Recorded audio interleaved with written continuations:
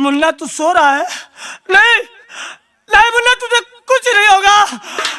नहीं नहीं मुन्ना, मुन्ना मुन्ना, अरे मुन्ना, तुझे भूख लगी है ना मुन्ना? हाँ, दूध नहीं पिया है ना? भूख लगी है मुन्ना, मुन्ना मुन्ना।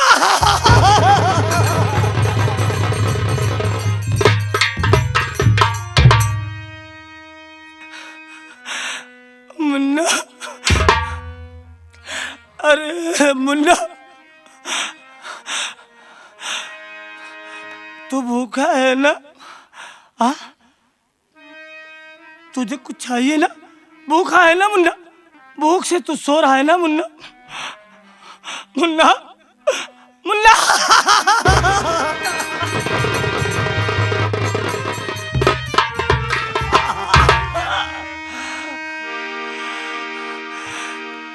कि मार क्या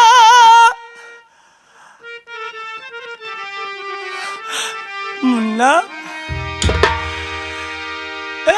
मार क्या नजरिया,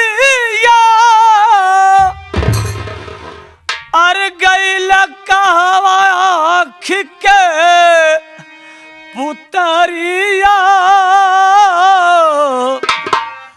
कैसे कही जिया के कलेस हो,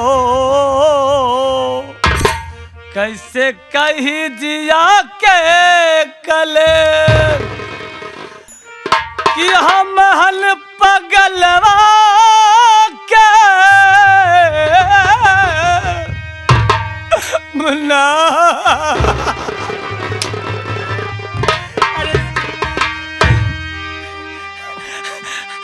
सो रहा है मुन्ना? कि हम हल पगलवा के, हम हल पगलवा के, कि सुधिया भुलाई गईला, कैसे कही जिया के कले, कि कहाँ गया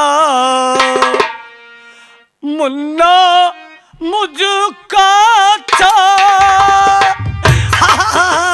ए मुन्ना, तुझे ठंडी लगे ना? ठंडी लगे ना? ठंडी लगे मुन्ना, मुन्ना को ठंडी लगे।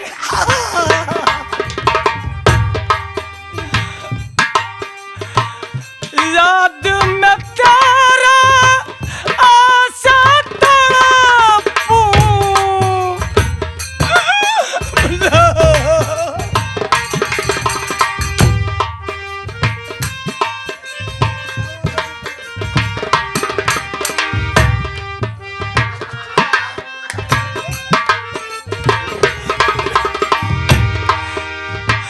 याद में तेरा आशा तड़पूं, आंसुआ बहला बेजोड़ का गया मुन्ना मुझको छोड़।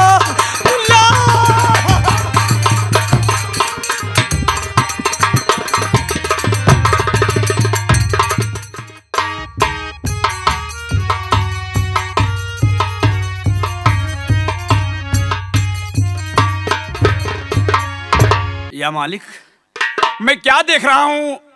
आज मैं 5 दिन के बाद शहर से वापस आ रहा हूँ। अंजलि के लिए साड़ी और मुन्ने के लिए कपड़ा, ये सब लेके आया हूँ, लेकिन मैं क्या देख रहा हूँ, घर में कोई नहीं है। ना जाने कहाँ सब चले गए और दरवाजा खुला का खुला रह गया है। मैं आवाज लगाता हूँ, अगर अंजलि या मनीषा पड़ोसियों के यहाँ गई होगी तो मेरी आवाज सुन के दौड़ती दौड़ती चली आएंगी। अंजलि, ओ अंजलि, मनीषा, अंकुर, कोई सुन ही नहीं रहा है। आखिर सब कहाँ चला गए? पड़ोसियों को आवाज देता हूँ, ओ मेरे भाई हरिचंद,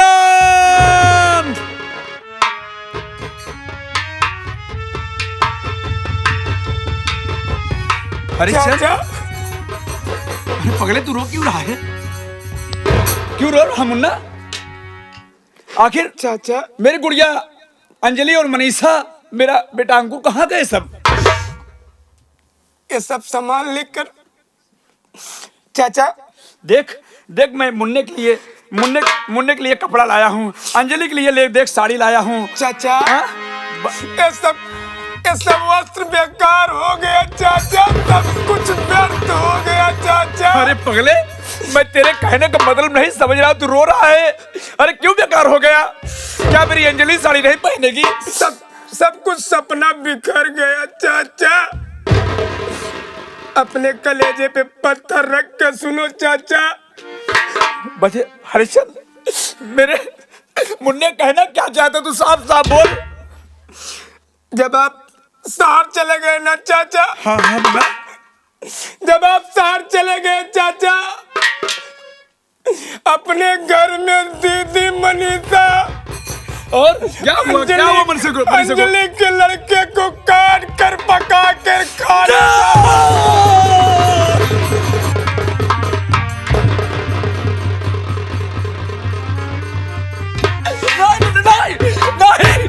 कहीं तो झूठ है, झूठ है।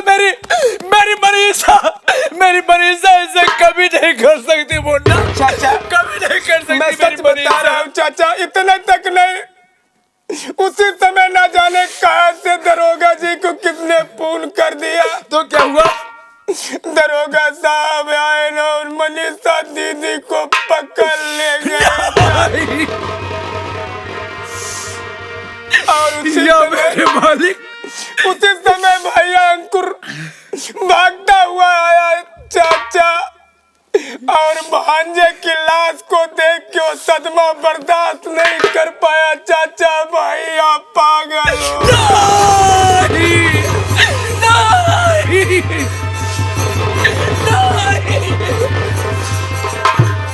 पागल हो के भैया ना जाने कहाँ चले गए चाचा। अंजलि दीदी का कुछ भी पता नहीं है चाचा। या मेरे मालिक, मैं क्या सुन रहा हूँ परमात्मा?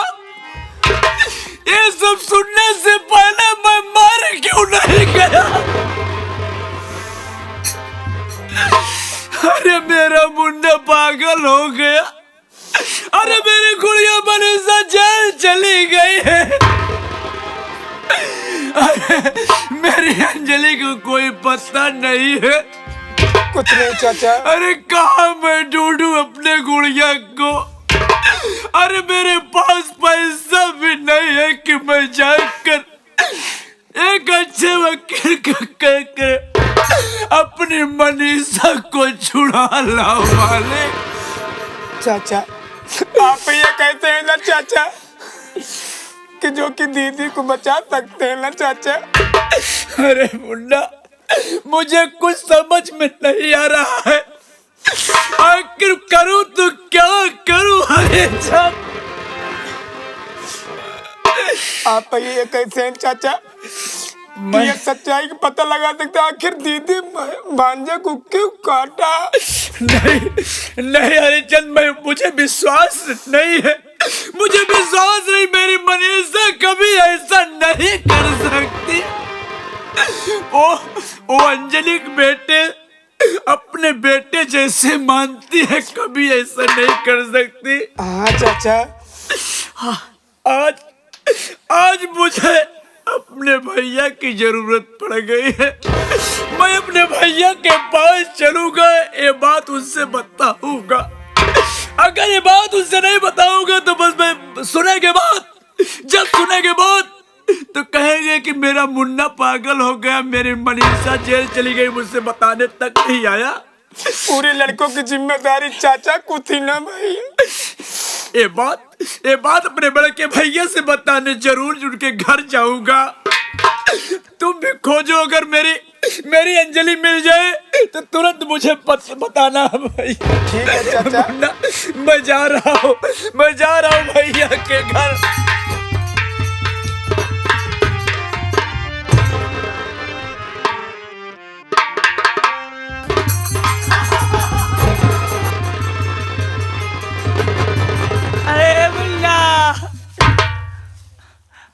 पुलुलुआ ए मुन्ना मुन्ना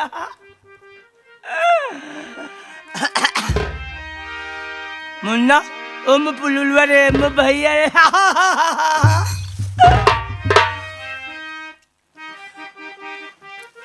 कि जियरा डराने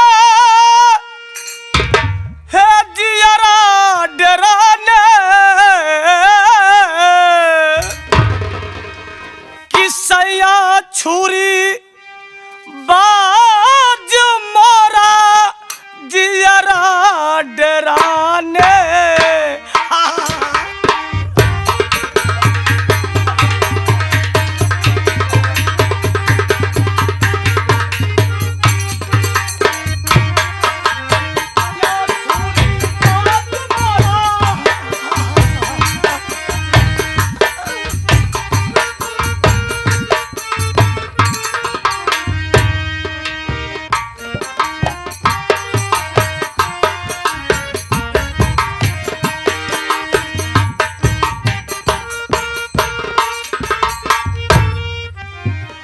जाई के होटलवा पे दारू पियला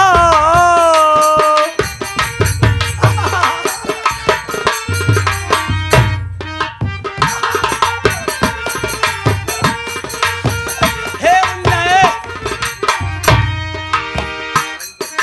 तुम खाना भैया हमार मुन्नो ना बुकार सोच भैया जाई के होटलवा पे दारू पियला कि सैया दारू बाज मोरा जियरा डराने सैया दारू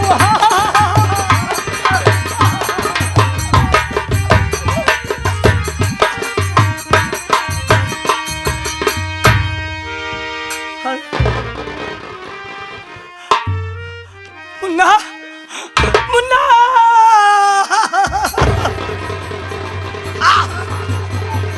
अरे भैया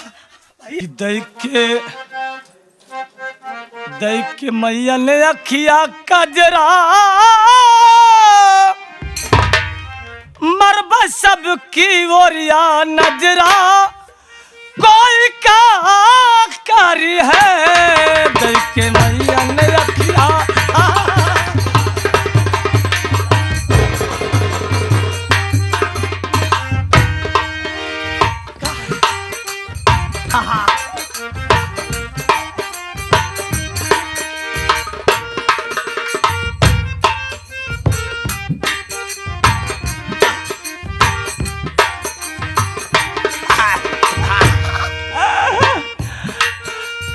चाय पियाई के कमती है लौब कर्जा काढ़ के लौब कर्जा काढ़ के ए सैया के परदेश पठबै रहबै मौज उड़ाई के रहबै मौज उड़ाई के दै के मैयन रखिया कजरा मरबै सबकी ओरिया नजरा कोई का करी मुन्ना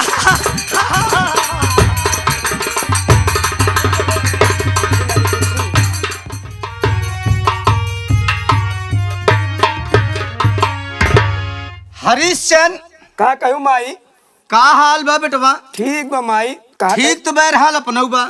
हाँ बाबू नहाए चला गए का? हे बेटवा हाँ?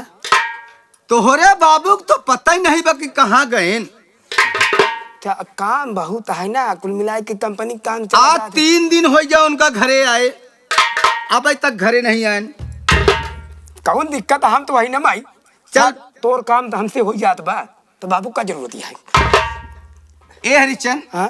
गोल हाथ बहुत पिरात बा। चल बेटवा पहले मीच। अरे माई तू कथा बारे में तो है। हाँ चल पहले मीच बैठ माई।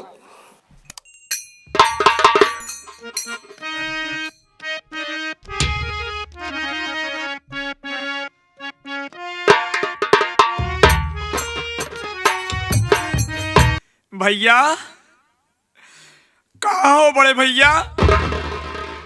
देखो दरवाजे पे तुम्हारा भाई कमलेश आया है भैया। कहाँ हो भैया? माई भाभी, माई अरे ओ भाभी।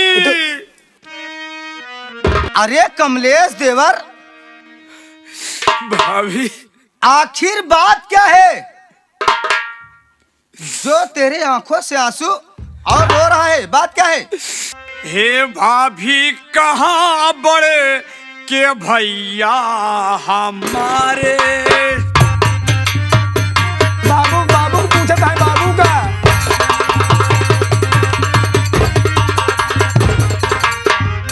हे भाभी, कहाँ अरे बड़े के भैया हमारे?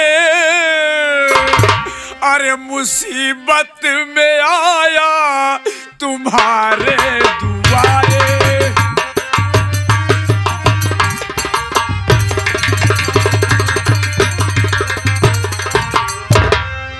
कहाँ पर है भैया?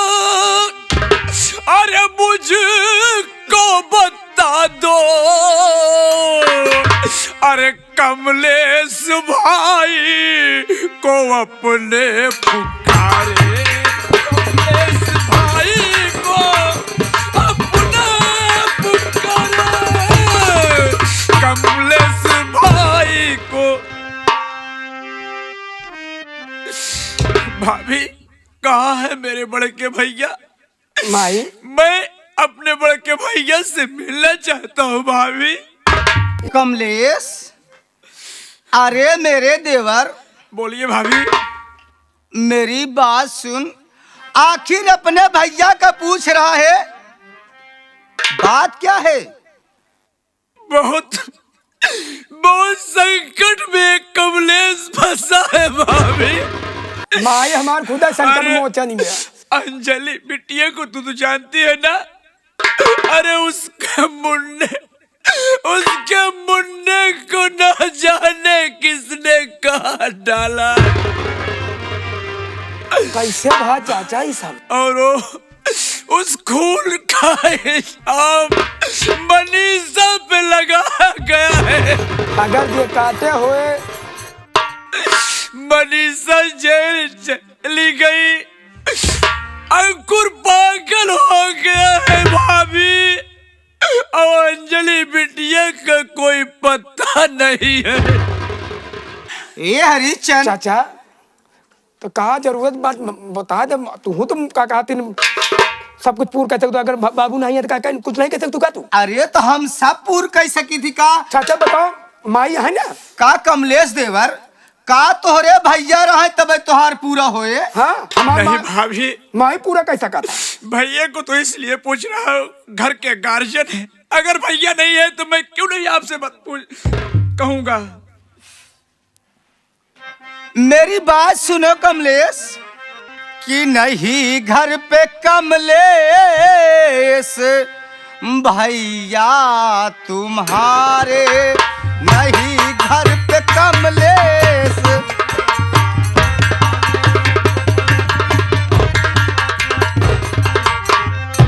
नहीं घर पे कमलेश ये भैया तुम्हारे,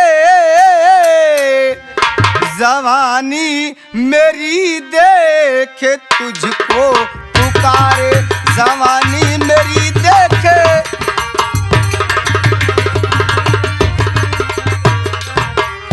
लगी प्यास मुझको ये कमलेश बुझा दो, और तुम्हारी ये भाभी ये गम से उबारे, तुम्हारी ये भाभी ये गम से उबार।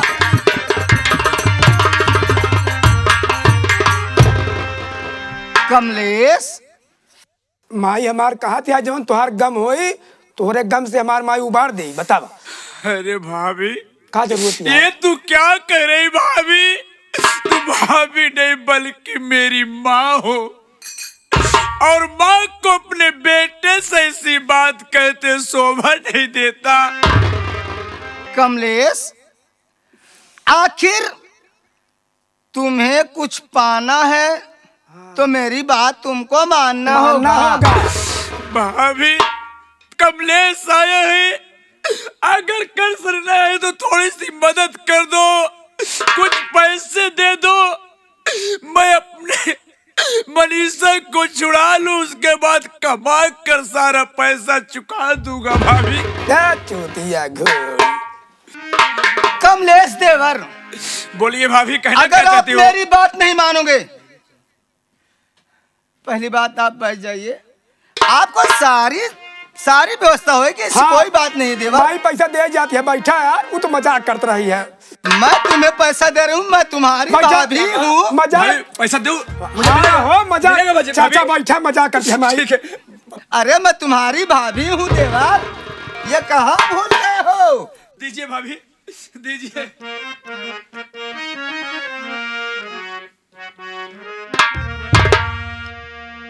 हो मेरी चढ़ती जवानी तड़पे, कैसे? तू मो न मो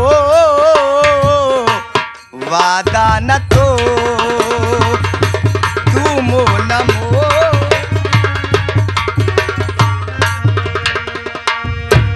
हो मेरी चढ़ती जवानी तड़पे। अरे मेरी भाभी, ये क्या तू कर रही है?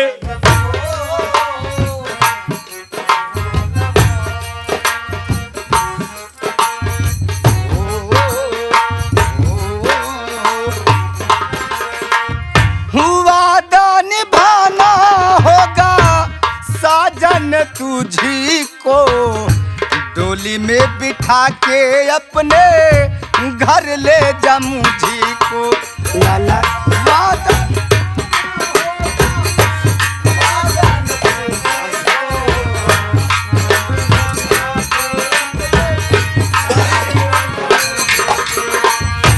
वादा निभाना होगा साजन तुझी को, डोली में बिठा के अपने घर ले जा मुझी को। लाला लाला लाला लाला लाला लाला। हो मेरी चढ़ती जवानी तड़पे हो, तू मो न मो वादा।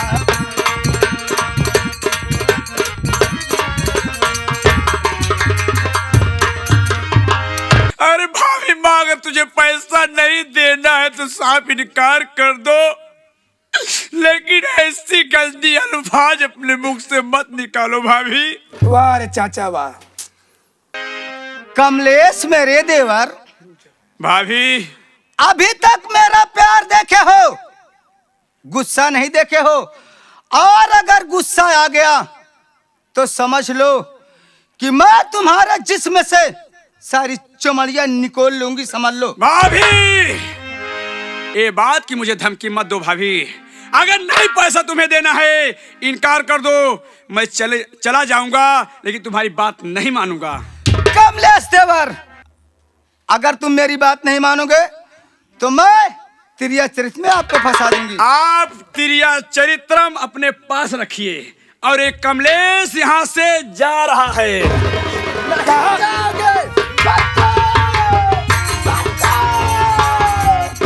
तो बोल कमलेश, तू यहाँ क्या कर रहा? अपने भाभी की तू लूटता आबरू, इतना गद्दार समझा ना तुझको कभी, अपनी गद्दारी तू कर दियो है।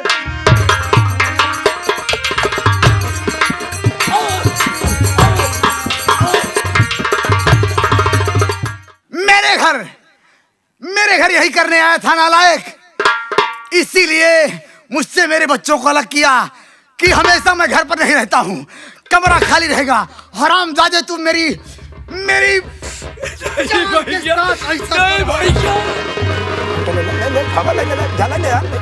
भैया।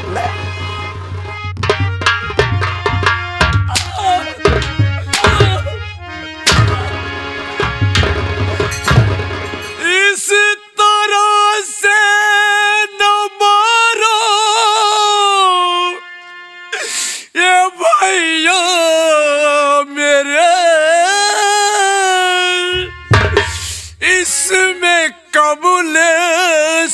की ना है कोई खता। अंकुर पागल हुआ जेल मनीषा गई।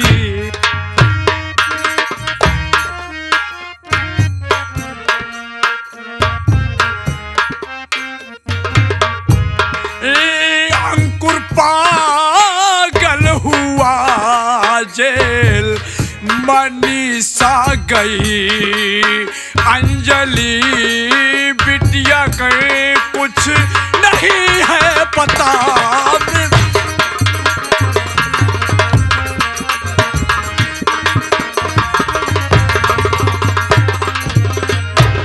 भैया इस तरह से मत मारो मेरे भैया, इसमें कमलेश की कोई नहीं खाता है भैया।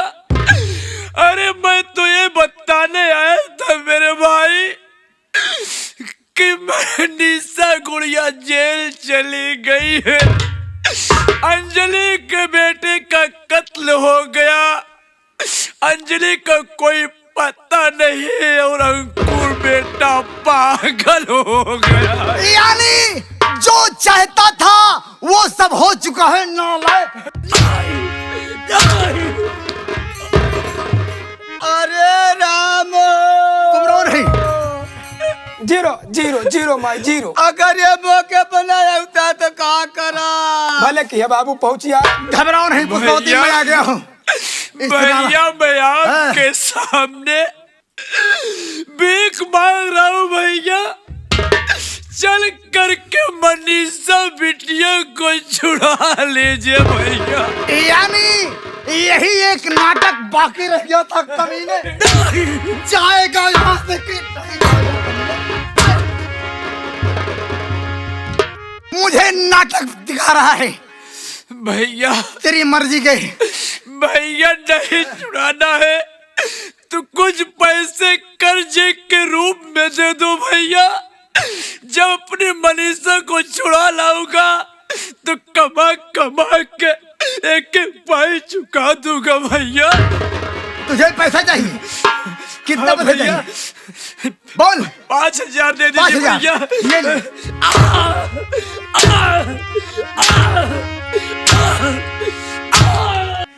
मेरे पूरे परिवार को बर्बाद करिए, मेरे पूरे परिवार को बर्बाद कर दिया और मेरे सामने आया है चला जाऊंगा एक नया नाटक तैयार करके। भाग, चला जाऊंगा, चला जा यहाँ से, चला जाऊंगा भैया। चला जाओ यहाँ से कमलेश। चला आज मैं मौके पर न आया होता भैया। तो ये मेरी पुष्पा की आबरू लूट। हाँ भैया मैं तो जा रहा हूँ भैया, लेकिन एक बात कह के जा रहा हूँ मेरे भाई। अब क्या कह के जा रहा है? का बाकी जिस काले नागर के कहने पे आज अपने भाई को इस घर से भगा रहे हो। तो मेरी पुष्पावती को काली नागिन कहा कमीने। मैं तेरी जबान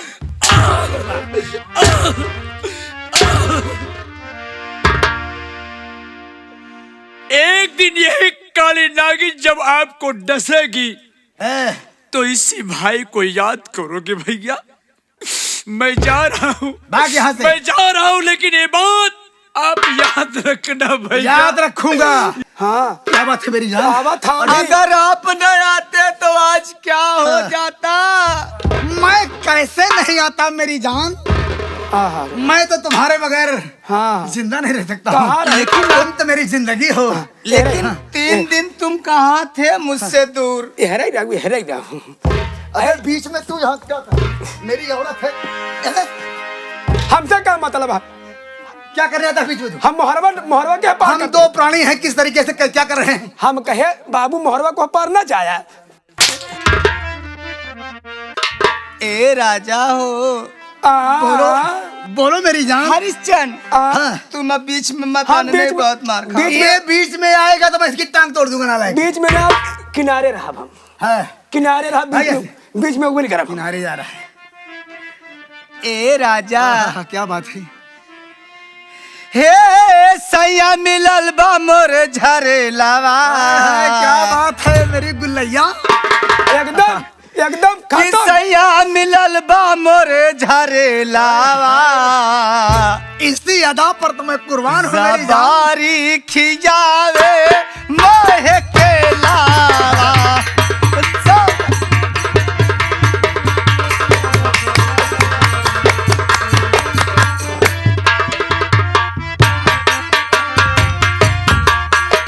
मिलल बा मोर झरेलावा,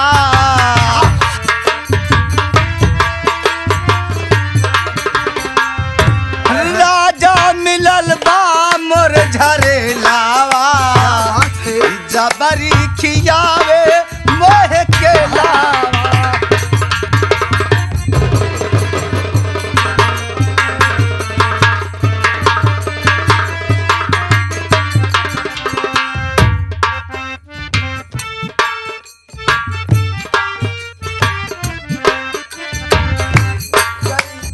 जावे खियावे रसगुल्ला, क्यों नहीं, मैं तुम्हें रसगुल्ला जरूर खिलाऊंगा मेरी जान।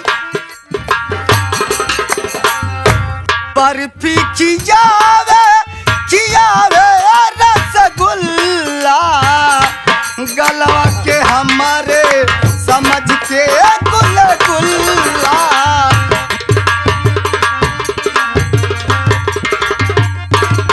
ए समझ के गुलगुल्ला, समझ के गुलगुल्ला।